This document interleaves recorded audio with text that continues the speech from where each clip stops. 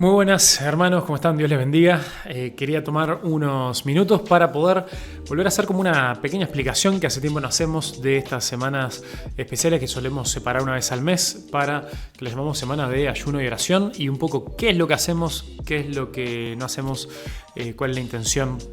Hemos dicho que la intención básica es poder ser una iglesia de oración, una iglesia que separa tiempos especiales para la oración. Esto lo hacemos en los refugios semana a semana y una vez al mes.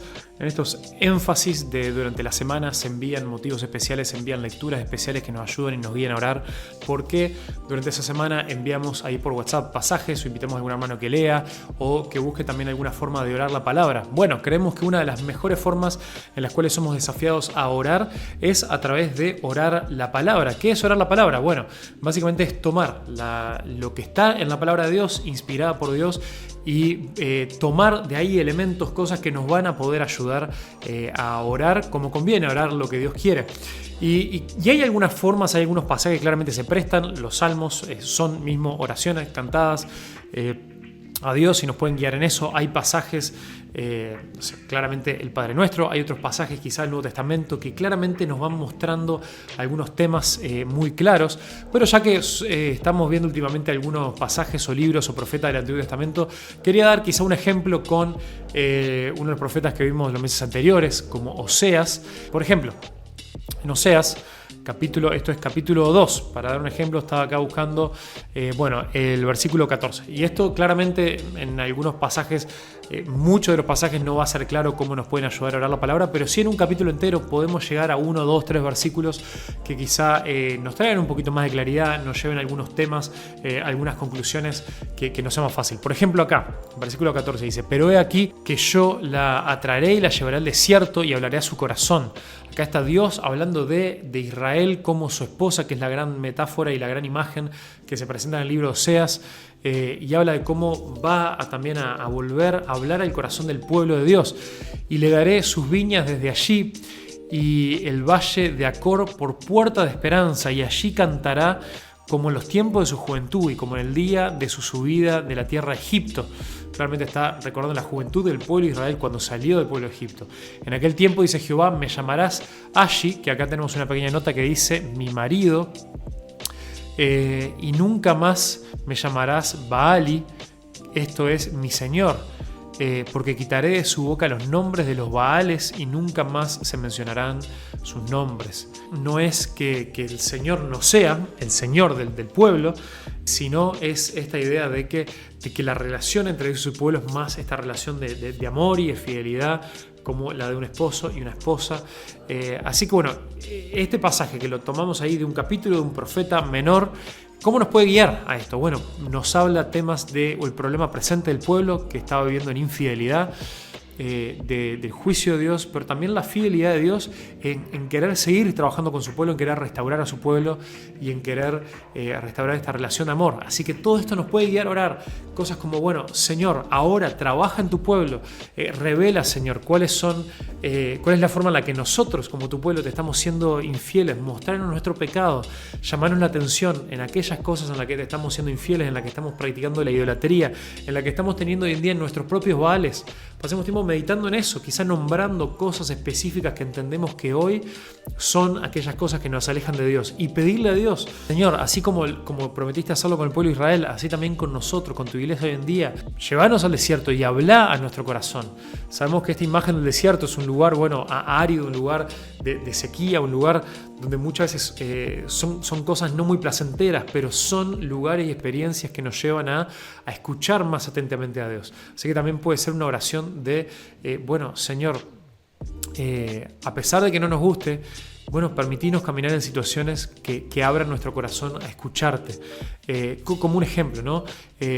Ayúdanos a recordar los tiempos de nuestra juventud, esos tiempos donde nos liberaste de nuestra esclavitud, donde nos liberaste del pecado, el gozo de la salvación que sentimos en ese momento, y que te podamos llamar Ashi o marido, así como ahora también en el Nuevo Testamento nos habla de que la iglesia es la novia de Cristo y que llegará un día donde estaremos en las bodas del Cordero. Cordero. Señor, hacenos permanecer fieles a ti para que lleguemos en perseverancia a ese momento. Trabajá en tu iglesia, acercanos a ti, llévanos al arrepentimiento, llévanos a buscarte, llévanos a servirte, llévanos a tenerte como nuestro único Señor.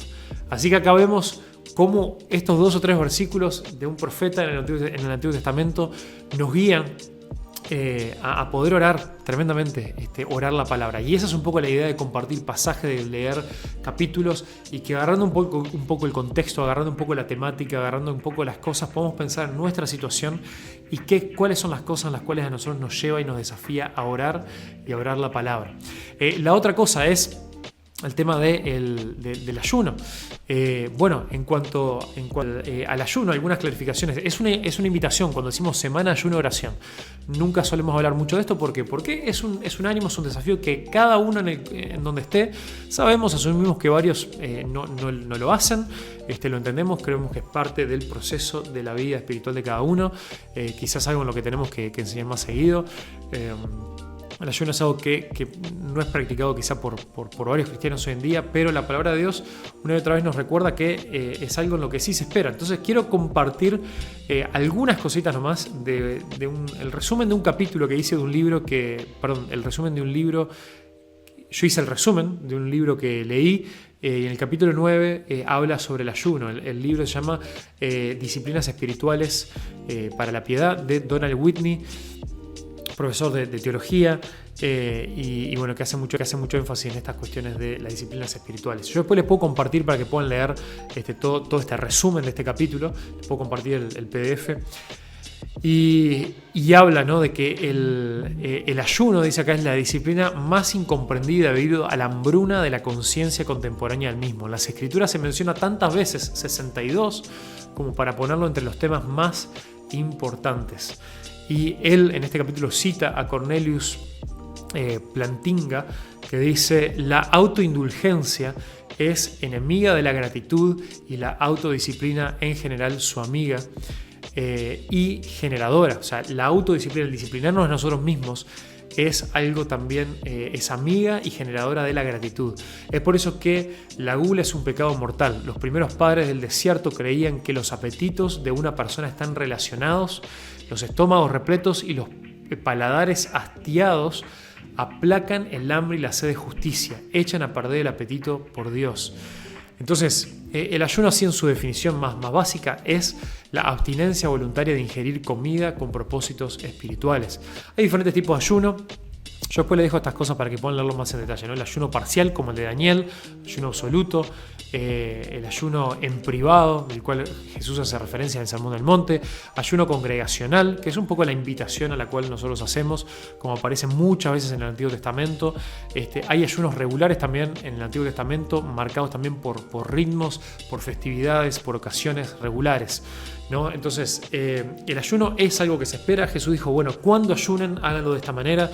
Jesús también dijo de sus discípulos que no ayunaban estando con él porque el novio estaba con ellos, pero también dijo que en algún momento cuando él no estuviera iba ahí a haber motivo para ayunar, anhelando, deseando que el novio regrese.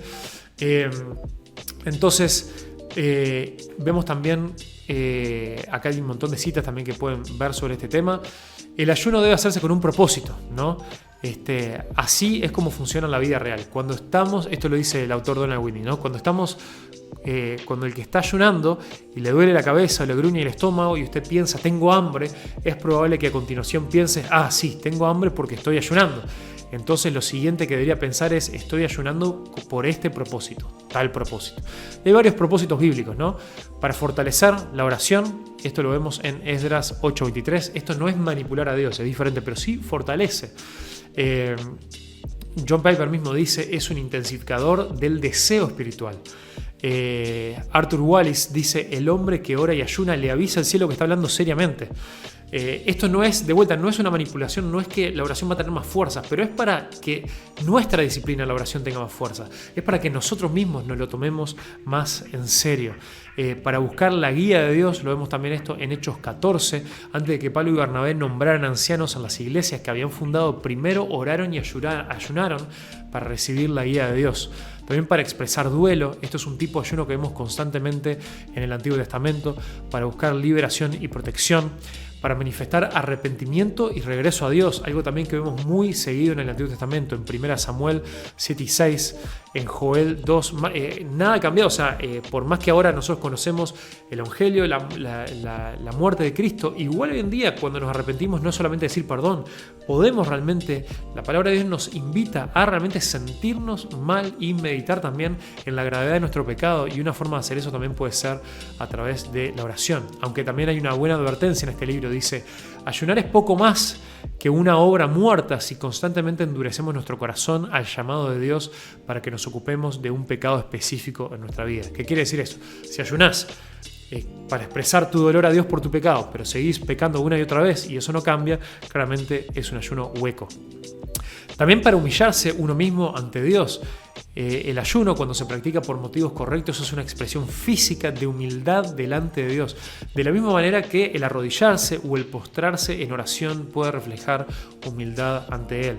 También nos habla esto en 1 Reyes 21 y en Salmo 35. También para expresar preocupación a Dios por su obra, como lo hizo también Nehemías o Daniel. También para vencer la tentación y consagrarse a Dios, esto también lo vemos, y también para expresar amor y adoración a Dios. También ahí tienen más ejemplos y más citas que después pueden revisar. Entonces John Piper resume esto en el título de su libro sobre el ayuno: Hambre de Dios. Dice: el ayuno es cuando tenemos hambre de Dios, hambre de tener un encuentro nuevo con Dios, de que Dios conteste una oración, de que Dios salve a alguien, de que Dios obre poderosamente en nuestra iglesia, de que Dios nos guíe o nos proteja, más que de tener hambre de la comida que Dios hizo para que vivamos. Una disciplina de Dios que se puede comenzar de a poco, que de vuelta que nadie obliga a nadie, simplemente es un ánimo, es un aliento, es una disciplina más espiritual que es enseñada en la Biblia, que no hay nada en la Biblia que diga que ha cesado para los hijos de Dios, que ya no es algo que se debe practicar. Jesús asumía que sus seguidores iban a seguir practicando el ayuno, y que sí debe ser hecho con las razones correctas, pero el hecho de que a veces pueda ser hecho con motivos incorrectos o deformados no implica que no se deba hacer. Así que es una invitación, y también entendemos que a veces hay enfermedades físicas relacionadas a la comida, como a veces conocemos la diabetes, otras cosas que limitan la forma en la cual lo practicamos, pero sí hay maneras creativas en las cuales podemos ejercitar esta disciplina espiritual de maneras de vuelta creativas, limitadas, de maneras parciales, pero sí de maneras que puedan llevarnos a buscar a Dios con intensidad, como Él merece ser buscado. Así que bueno, esto es un poco un resumen, una intención de por qué tener esta semana de énfasis mes tras mes en esta semana de ayuno de oración, en la cual principalmente buscamos orar durante la semana, encontrarnos una vez para esta reunión especial de oración en la iglesia al terminar la semana, y también una invitación para el que quiera en el día que le convenga, en la duración que lo crea conveniente, y quizá desafiándose cada vez a ir un poquito más allá, de separar un tiempo de disciplina a través del ayuno, en el cual con el tiempo creemos que, ya que es una disciplina que Dios ha creado y ha marcado, va a traer beneficios espirituales si lo hacemos con el propósito y la motivación correcta. Así que bueno, que Dios le bendiga, les mando un fuerte abrazo, bendiciones.